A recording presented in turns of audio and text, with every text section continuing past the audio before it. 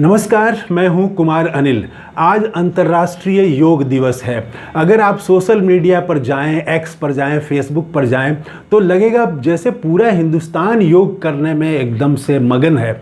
नए नए कपड़े पहन के, नए टी शर्ट पहन के, नया योगा मैट भी है, तो सब कुछ बड़ा खुशहाल लग रहा है। पूरा देश लग रहा है कि योगा कर रहा है।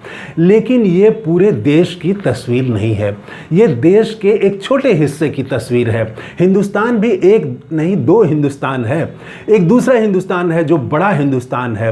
80 करोड़ लोग जो कि 5 किलो अनाज पर निर्भर हैं, उनकी तस्वीर आपको योगा करते हुए नहीं मिलेगी। और जो मजदूर हैं, किसान का योगा तो रोज़ शुरू हो जाता है। सुबह 4 बजे बैलों को और गायों को खिलाने, भैंस को खिलाने से शुरू हो जाती है उनकी दिनचर्या और शुरू हो जाता है उनका योग। तो किसान नहीं है, मजदूर नहीं है और नीट वाले छात्र भी नहीं हैं। अब बताइए, योगा जो है वो सबके लिए योगा नहीं है। योगा है कि आपके पास अच्छा बैंक बैलेंस हो, आप कोई चिंता फिक्र ना हो, संपन्न हो, आपकी कुर्सी भी एकदम फिक्स्ड हो, तभी आप योग कर सकते हैं। योग करने के लिए आप पूरी तरह से संपन्नता चाहिए। नीट वाले छात्र जिनकी परीक्षा में धांधली हुई, पेपर लीक हो गया, वो छात्र, वो अभ्यर्थी भला योग करें तो कैसे करेंगे? वो नहीं कर सकते हैं। इसीलिए आप कहीं से भी योग करते हुए ऐसे छात्रों को, अभ्यर्थियों को, नीट वाले छात्रों को कहीं भी आप तस्वीर में नहीं देखेंगे। तो हिंदुस्तान में भी दो तरह की तस्वीरें हैं। वैसे नीतीश कुमार पहले भी नहीं योग करके वो फोटो डालते थे, इस बार भी उन्होंने नहीं डाला है। तो राजद के भी किसी नेता ने नहीं डाला है, कांग्रेस के भी किसी नेता ने नहीं डाला है। हाँ, कांग्रेस और राजद ने जरूर शुभकामना दी है योग दिवस पर, लेकिन ये पूरा जो इवेंट है योग दिवस, ये सत्ताधारी दल भाजपा के नेताओं का ही बन के रह गया है। इसमें नीट वाले छात्र नहीं है, इसमें किसान नहीं है, इसमें मजदूर नहीं है, इसमें वो 80 करोड़ लोग नहीं हैं जो 5 किलो अनाज पर निर्भर हैं। ऐसे लोग नहीं हैं। मेहनत कश जो हिंदुस्तान है, मेहनत करने वाला, पसीना बहाने वाला जो हिंदुस्तान है, वो हिंदुस्तान यहाँ पर नहीं दिख रहा है। नीट वाले, बल्कि आज का योग दिवस जो है उस पर नीट दिवस छाया हुआ है। नीट का जो सवाल है वो भारी पड़ गया है इस बार योगा दिवस पर। कल जब शाम को योगा दिवस के लिए बड़े बड़े नेता और अधिकारी नया योगा मैट खरीद रहे थे, नया टी शर्ट खरीद रहे थे, जब कहाँ पर योग करना है उस जगह का मुआयना कर रहे थे और योग दिवस की तैयारी में लगे हुए थे, तब राहुल गांधी कल नीट के छात्रों से मुलाकात कर रहे थे। उन्होंने ऐसे 15 छात्रों को अपने घर पर बुलाया और उनसे उनकी समस्या सुनी। ये मैं पहली बार देख रहा हूँ। आप देखेंगे कि राजनीतिक रूप से विपक्षी जो नेता हैं, विपक्षी दल हैं, वो विभिन्न तरह के सवाल उठाते रहते हैं, जनता का सवाल उठाते हैं, लेकिन वो जनता से तुरंत जुड़ने का प्रयास नहीं करते हैं। वो स्लोगन देते हैं, नारे देते हैं, सड़क पर उतरते हैं, लेकिन उनको बुला के और उनसे बात करना, उनके बीच जाना, ये राहुल गांधी ने एक नया राजनीतिक संस्कृति शुरू किया है। ये राहुल गांधी की दी हुई संस्कृति है राजनीति में। बड़े नेता पहले ऐसा नहीं करते थे, लेकिन राहुल गांधी लगातार हर वर्ग से जाके मिल रहे हैं या उनको अपने घर बुलाते हैं, उनसे डिस्कस करते हैं, बात करते हैं, उनकी समस्याओं को समझते हैं। तो नीट के छात्रों को राहुल गांधी ने अपने घर पर बुलाया, 15 छात्रों को, उसमें लड़कियां भी हैं, लड़के भी हैं और देश के विभिन्न प्रांत के हैं। पंजाब और हरियाणा से लेके दिल्ली और साउथ के भी उसमें छात्र हैं और वो 15 छात्रों की समस्याओं को उन्होंने सुना और उनको आश्वासन दिया कि हम आपकी बात को आगे बढ़ाएंगे, संसद में उठाएंगे। तो राहुल गांधी जो है, उन्होंने नीट के सवाल को इस तरह से उठाया कि योगा दिवस पर वो भारी पड़ गया है। कल उन्होंने प्रेस कॉन्फ्रेंस भी किया राहुल गांधी ने, और नीट के सवाल को नीट तक सीमित नहीं रहने दिया। उन्होंने इसको एक व्यापक फलक दे दिया। वो व्यापक फलक क्या दिया कि पूरा जो शिक्षा व्यवस्था से इसको जोड़ दिया। और जो दूसरी परीक्षाएं हैं तो पूरा परीक्षा सिस्टम जो है वो उस पर कैसे कब्जा हो गया है, उस पर कैसे भ्रष्टाचार उसमें हावी हो गया है, इसका सवाल बना दिया। और बताया कि बिना नाम लिए हुए, उन्होंने नाम नहीं लिया आरएसएस का, लेकिन उनका इशारा आरएसएस की तरफ ही था। उन्होंने कहा कि भाजपा का जो पेरेंट ऑर्गेनाइजेशन है उसने पूरे शिक्षा व्यवस्था पर कब्जा कर लिया है। वाइस चांसलरों की नियुक्ति हो, अध्यापकों की, प्रोफेसर्स की नियुक्ति हो, सारा कुछ वही तय कर रहे हैं। तो ये जो अयोग्य लोगों को इस तरह से बैठाया जा रहा है, विचारधारा देख के बैठाया जा रहा है, योग्यता देख के उनको जगह नहीं दी जा रही है, इसके कारण पूरा शिक्षा व्यवस्था देश का ध्वस्त हो चुका है।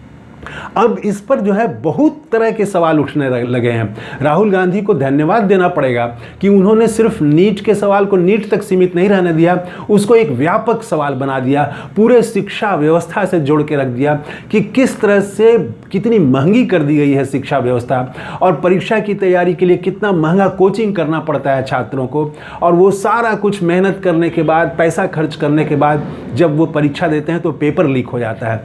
और इसके लिए उन्होंने भाजपा शासित राज्यों को बताया कि यही उसके सेंटर हैं, मध्य प्रदेश और गुजरात, और प्रयोगशाला है ये भाजपा के पेरेंट ऑर्गेनाइजेशन का, भाजपा का।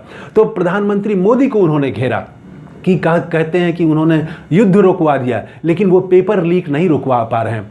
तो पेपर लीक जो है ये पूरे भारत के जो नौजवान हैं, छात्र हैं, उनके भविष्य पर ताला लगाने वाला बन गया है। इस बार बहुत बड़ा सवाल ये बनने जा रहा है। और 2019 और 2024 का ये एक बहुत बड़ा फर्क है कि 2019 में जब प्रधानमंत्री मोदी जीत करके फिर आए थे दूसरी बार, तो उस समय जो संसद का सत्र शुरू हुआ था तो बड़ा एकदम सत्ताधारी दल भाजपा वाले पूरा जोश में थे, उत्साह में थे, विपक्ष हताश था। इस बार संसद का सत्र शुरू होने से पहले ही विपक्ष ने, खास करके कांग्रेस ने, दूसरे दलों ने भी पेपर लीक को इतना बड़ा मुद्दा बना दिया है, उसको भाजपा से और उसके पेरेंट ऑर्गेनाइजेशन से जोड़ दिया है, पूरे शिक्षा व्यवस्था का सवाल बना दिया है। और नीट के छात्र जो हैं, याद रखिए, वो भारत का जो संपन्न वर्ग है उसके घर के बच्चे हैं। ये पहली बार उस घर के, उन घरों के सवालों को भी उठा रहे हैं राहुल गांधी। आमतौर से तो गरीब और कमज़ोर वर्ग की बात करते रहे थे, लेकिन अब ये वो वर्ग भी फंस गया है जो संपन्न था और जो ज़्यादातर मान लीजिए कि वो भाजपा का ही समर्थक था। तो जो संपन्न, जो अपार्टमेंट में रहने वाले परिवार हैं, उनके बच्चे इस बार फंस गए हैं, उनका जीवन संकट में फंस गया है। तो ये जो लड़ाई है, इस लड़ाई को राहुल गांधी ने बहुत व्यापक फलक दे दिया है। और इस बार संसद का जो सत्र है वो पहले दिन से ही हंगामेदार होने जा रहा है। ये 2019 और 2024 का फर्क है। बहुत बड़ा राजनीतिक उथल पुथल भी ये ला सकता है। छात्रों का सवाल, नीट का सवाल, ये चूंकि अब सिर्फ नीट का सवाल नहीं रहा, पूरे शिक्षा व्यवस्था का सवाल बन गया और कांग्रेस सड़क पर उतर रही है। 21 तारीख को आज ही उसके हर प्रांत में उस कांग्रेस के जो नेता हैं वो प्रदर्शन करेंगे। 24 को NSUI का प्रदर्शन है, संसद घेरों का कार्यक्रम है उनका। तो ये अगर छात्रों का आंदोलन बन गया देश में तो भारतीय जनता पार्टी के लिए बहुत परेशानी का कारण बनने वाला है।